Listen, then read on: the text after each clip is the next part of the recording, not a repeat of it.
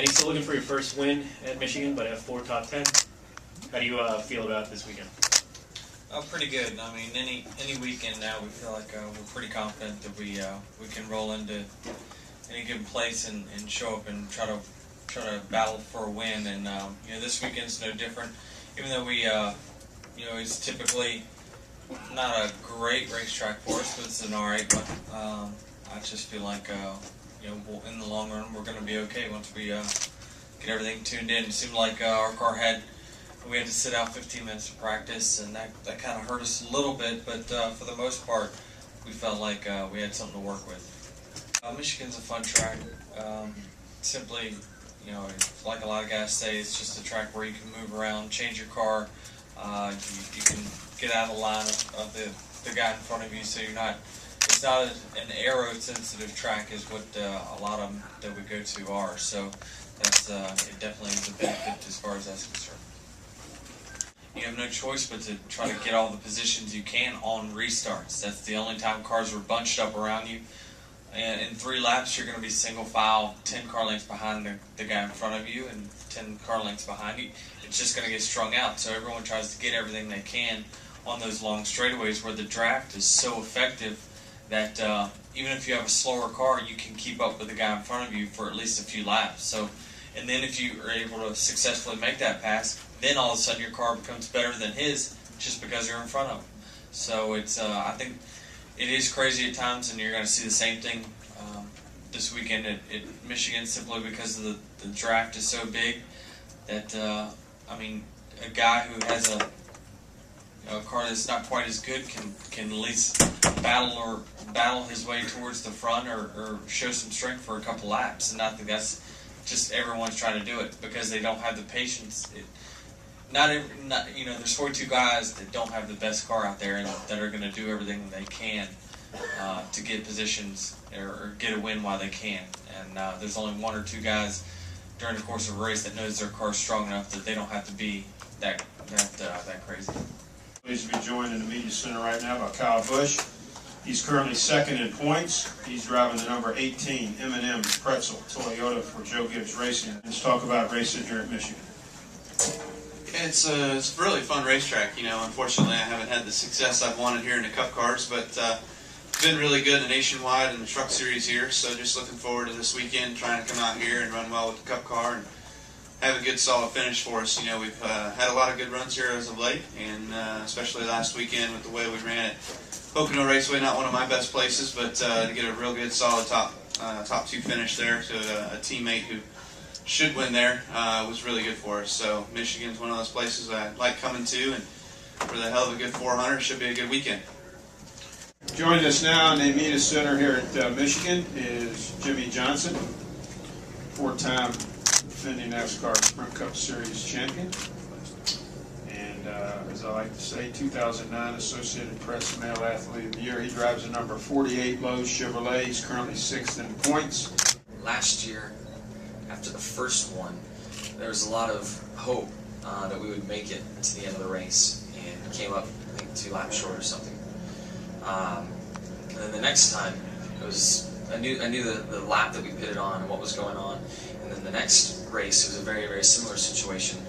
And I could tell in Chad's voice that he didn't believe what he was telling me, that we were going to make it. But I had to try, and I was just waiting and knew it was coming. And sure enough, we ran out of gas. And that happens. We know we build great power. As a driver, I've known that I just do not get good fuel mileage. Just my style and the way I use the throttle to turn the car, it just uses fuel, and that's just how it goes. So I'm hopeful that this weekend's race doesn't turn into that again. I think the last 3 races we've been in contention to win here, and the last 2 lost because of fuel. So I feel very good about this weekend and excited for it. And then between the span of the 2 races last year, I wasn't paying attention in my Tahoe, and I guess I ignored the bell or buzzer telling me that I was low on fuel, and we were late going to the airport trying to get to a race and riding along, and the car shuts off, and I was out of fuel, and I heard about it from my wife then and still today. I hear about it plenty, and I'm pulled over on the side of the road and waiting. I had to call someone from my office, help us out and get some fuel over. Pretty far from a gas station at the time, unfortunately.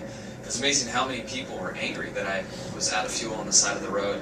I had an older lady shoot me the bird, which I just couldn't believe. She was behind me honking, and I'm walking back, and I'm like, man, I'm out of fuel, what am I supposed to do? And she shot me the bird. This is great. Coming back to a place where you're defending race champion. Well, you know, we've always loved this racetrack, and definitely ran strong both races last year here, and I look forward to going to the racetrack every week with this group. So you know, every week's a new challenge, and we're ready to get started. I'm going to drive something in 2012. It will be what excites me and what motivates me, and it seems like fun, and that may be a team that needs to take a step, or who knows, you know, it might be another deal like the 5-car. Who knows? I mean, I can't say. I've already answered questions before and then looked like a goof, so I'm going to be careful and not answer any questions of what I think I might like to do or whatever, because you don't really get to choose these options. They come up, and when one comes up and you say, yeah, by the way, I think I like that one, that's what I'm going to do. Is Matt Kenseth.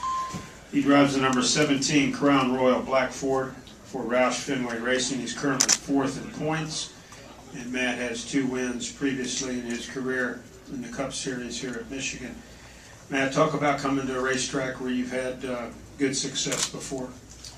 Well, I was like coming here. It's in the past been one of our better racetracks, but you still got to show up every week and do the work and have the car and execute and do all that stuff to get the finish. So I mean, I was like coming here though. It is one of the better tracks that we go to. Greg Biffle has joined us. He's 10th in points. He drives the number 16 3M Ford for Roush Fenway Racing, and here at Michigan International Speedway, he's a 2-time winner with 6 top 5s and 8 top 10s. So, Greg, talk about coming to a racetrack that you have been to victory lane on 2 occasions.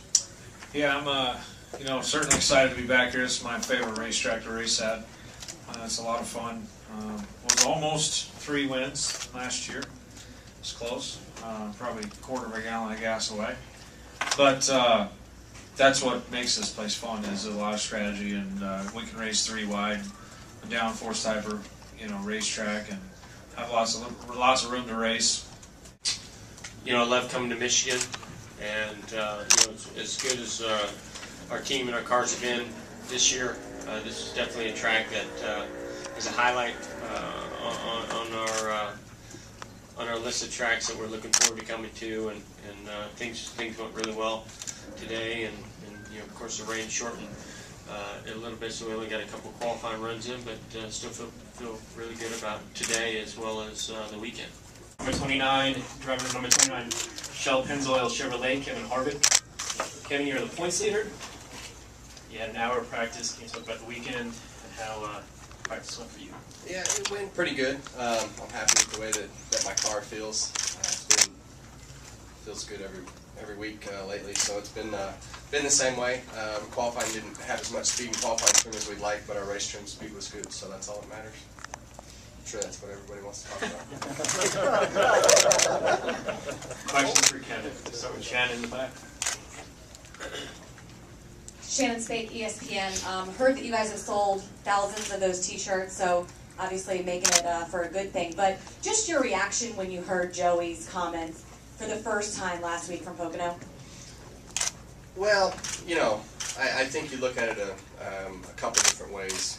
Being you know, being brought into the sport when I was 23, I started and said a lot of things that you know, you look back and you go, you know, probably shouldn't have said that.